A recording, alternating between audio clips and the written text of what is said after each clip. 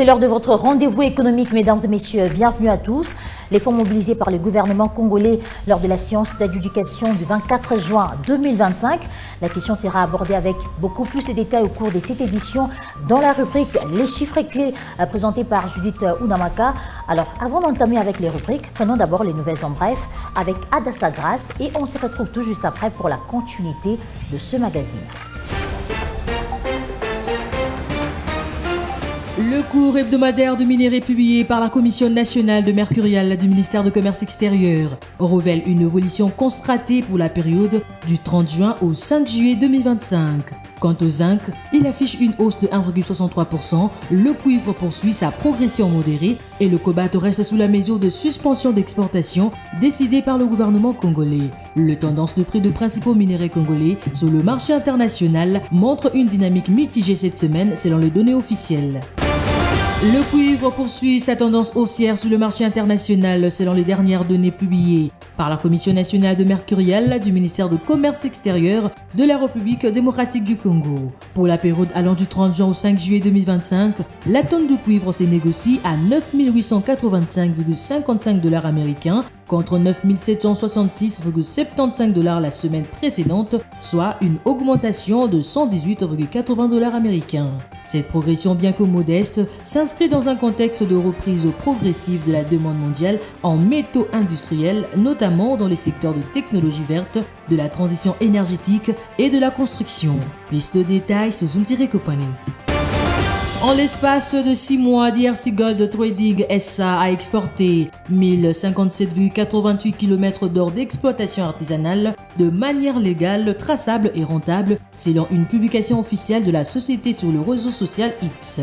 D'après les données fournies par la société, les performances détaillées par le succursale de la société se répartissent comme suit. Kindu Maniema 447,028 kg, Kalemi Tanganyika 302,559 kg, Buta Baouele 221,651 kg, Bunia Ituri 74,131 kg et enfin Isiro Ouele 12,511 kg. Ces volumes représentent un total cumulé de 1057,88 kg d'or artisanal exporté entre janvier et juin 2025. Plus de détails sur zoom-component. Du 25 mars au 25 mai 2025, soit en 2 mois, DRC Gold Trading SA a réalisé une performance remarquable dans la province du Maniema en canalisant plus de 280 kg d'or artisanal et en injectant plus de 27 millions de $ américains dans la ville de Kindu à travers de paiements bancarisés auprès de négociants locaux. Cette opération représente une opportunité remarquable pour l'économie locale, longtemps dominée par des circuits informels et non traçables. L'arrivée de DRC Gold Trading SA et la mise en place d'un système d'achat structuré ont permis de canaliser vers le circuit officiel une part importante de la production artisanale d'or de la province. Plus de détails sur zoom-component. Et voilà, des retours sur ces plateaux, cette fois-ci pour prendre les chiffres clés avec Judith Ounamaka et ça sera après cette transition.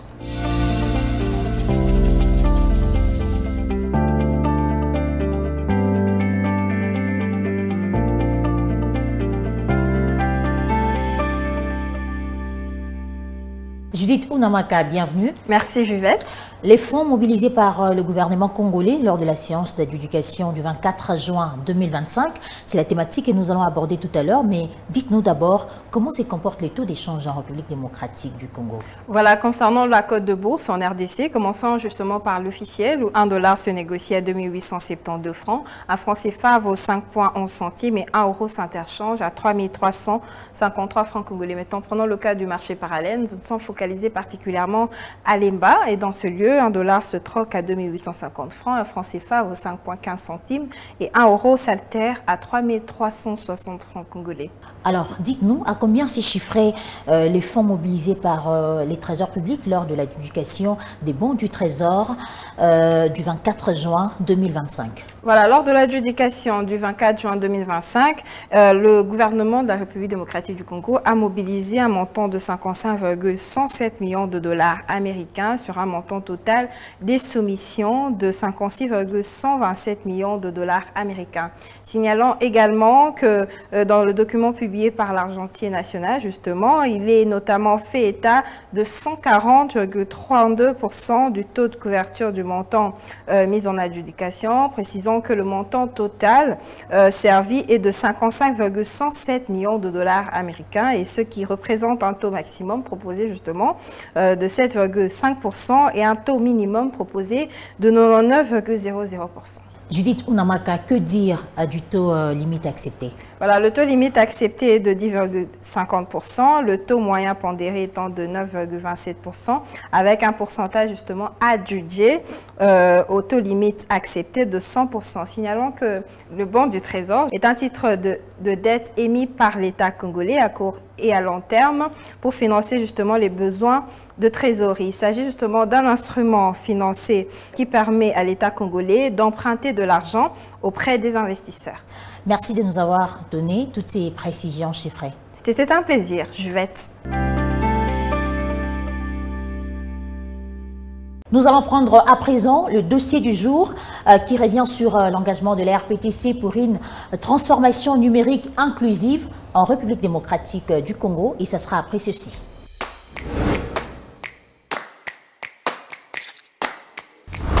Adassa Grace, bienvenue. Merci beaucoup. Avec vous, nous parlons de Africa Tech Invest 2025. Alors, qu'est-ce que nous pouvons comprendre de cet engagement pris par la RPTC pour une transformation numérique inclusive en RDC? Nous commençons d'abord par signaler la présence de l'autorité de régulation de postes de télécommunications du Congo au cours de la 3e édition d'un événement mettant en avant l'innovation, la cybersécurité et l'inclusion numérique dénommé Africa Tech Invest. Alors, au cours de ces assises, l'RPTC a joué un rôle clé, celui de réaffirmer son engagement en faveur d'une transformation technologique, durable et inclusive en République démocratique du Congo. Alors, sous les signes de la collaboration, ce forum a réuni les décideurs publics, les investisseurs, les start-up, ainsi que les experts du secteur avec comme but d'accélérer la transformation technologique. Puisque vous parlez de la 3e édition d'Africa Tech Invest 2025, alors on aimerait savoir où s'est déroulée l'activité, sur quoi étaient basées les discussions de ces assises. Alors, l'Africa Tech Invest est tout d'abord un événement et une plateforme dédiée à la promotion de technologies innovantes et des investissements en Afrique. Signalons que la 3e édition de ces assises s'est déroulée à Kinshasa, précisément au Centre culturel pour l'Afrique centrale, le 25 juin de l'année en cours. La discussion a porté sur les enjeux majeurs tels que la souveraineté numérique, la cybersécurité et l'assurance inclusive dans un contexte où l'Afrique connaît une croissance fulgurante dans le domaine de technologie.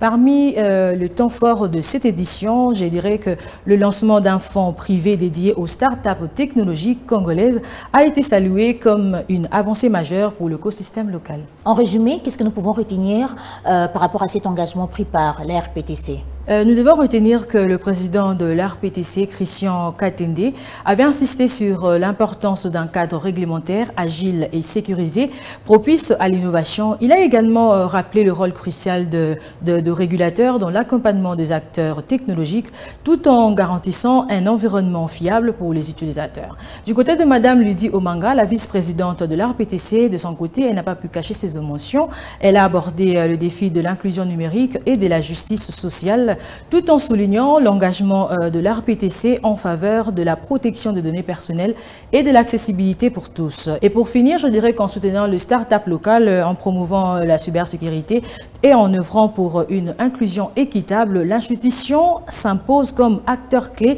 de la révolution technologique en Afrique centrale. Merci d'avoir donné toutes ces précisions. C'était un plaisir de vous recevoir. Merci beaucoup.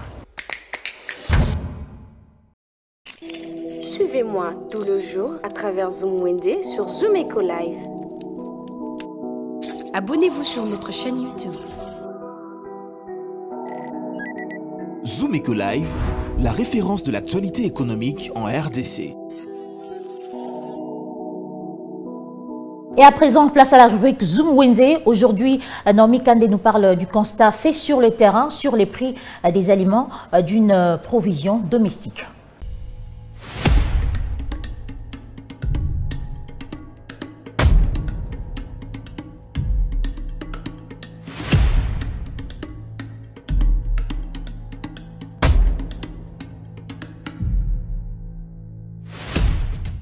Mesdames et messieurs, bienvenue dans Zoom Wednesday, cette rubrique qui vous met à jour sur le prix des produits du marché.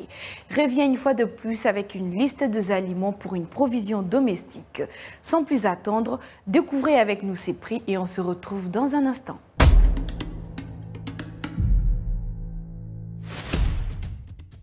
Débutons notre marché du jour avec un carton de 10 kg de mbongo qui se vend à 83 000 francs.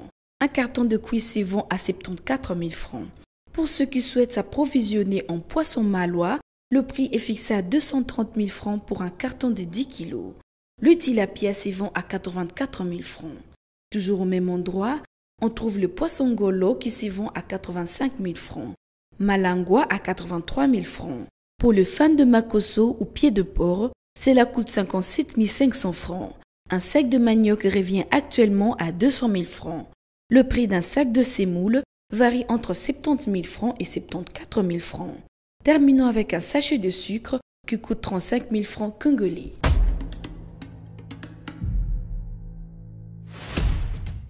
C'était tout pour ces numéros de Zoom Wednesday. Restez connectés sur Zoom Eco Live. Au revoir.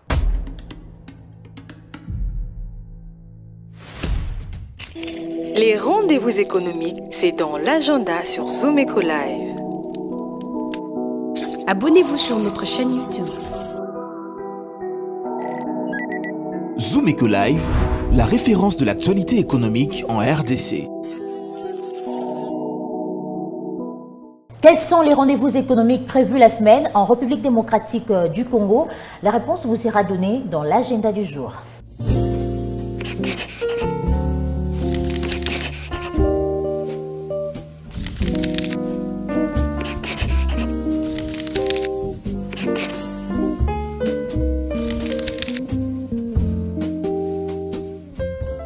Bienvenue à l'agenda, voici les rendez-vous du jour.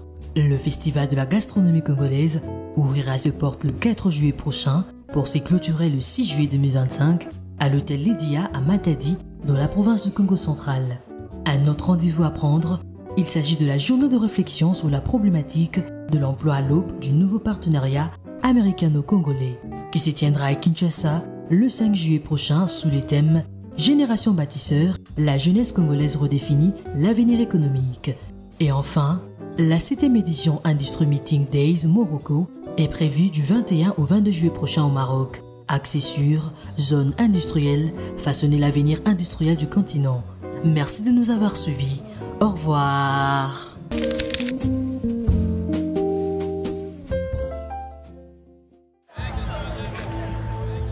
C'est art de se tirer d'affaire, de faire face à la crise, de bricoler, de trouver des solutions avec ce qu'on a sous la main.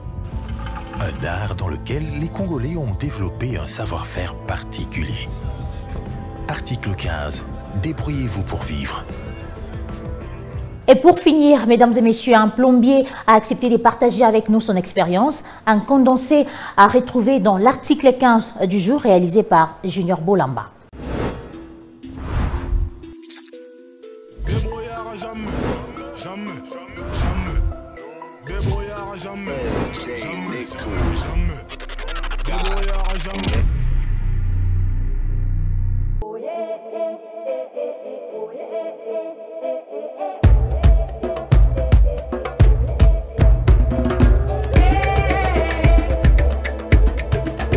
Nanga Geneva. Musa nanga na bandiango en 2019. 2019, tozo bimana noko nanga moko, tozo kene mo ba marché, azo memanga azo lakisa ngai tina ndenge basalaka oyo, basalaka boye, donc yango wana matière pe côté ya mutu, nga moko pe nakoma kosala. Etake noko nanga lakisanga musala apesinga de mbongo donc abenga de mbongo na vie donc faut rebunda on balala la rap au mité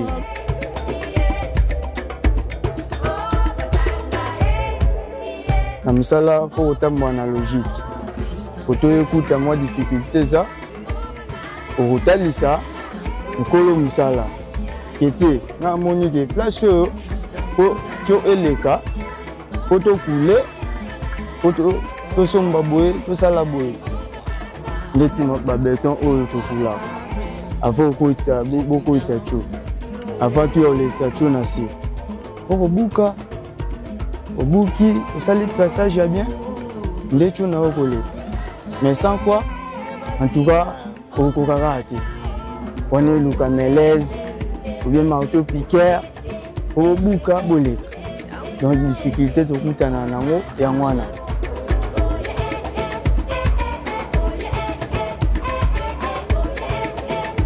mais il est oyo 5e génération en tout cas ce aux hôtels là mokonzi mboka bongisa mboka et azul donc atela yo musala po oya kosala donc les retard mobali alala kaka te ayiba kaka te akenda peta simbaka machette po boma mutu obotola ozwa mbongo na ye wa uti na ona passe eza bongo te on sait ça que tous les jeunes atelema abunda asala effort donc nyonso eza na maboko na ye jeune ayiba kaka te otelema kaka oyiba ozalaka mutu moko okotemi na kwema oboto te jeune il faut changer comportement toza susu na niveau te oyo ya babuzoba tokomi siko na niveau ke ya kolukaka mbongo etaki toya bajeune donc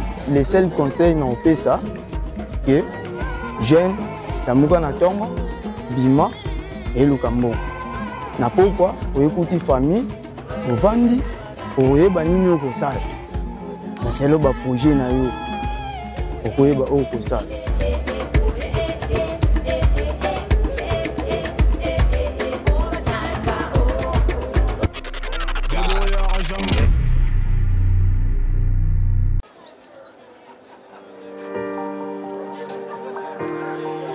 Dans les détails du marché, nous avons appris à vous connaître, à vous comprendre et vous apporter plus de lumière. Désormais, avec vous, c'est parti pour un voyage de rêve vers une destination meilleure. Ensemble, découvrons le civisme fiscal et la bonne gouvernance dans la gestion de la Respublica grâce au décryptage de l'actualité économique du pays avec des chiffres clés. Avec une équipe de professionnels, découvrez le quotidien des Congolais en exclusivité à travers des dossiers et analyses approfondies. Zoomeco TV, la référence de l'actualité économique en RDC. Ainsi s'achève ce magazine Zoomeco Live. Merci à vous de l'avoir suivi. Excellente suite des programmes et à la prochaine.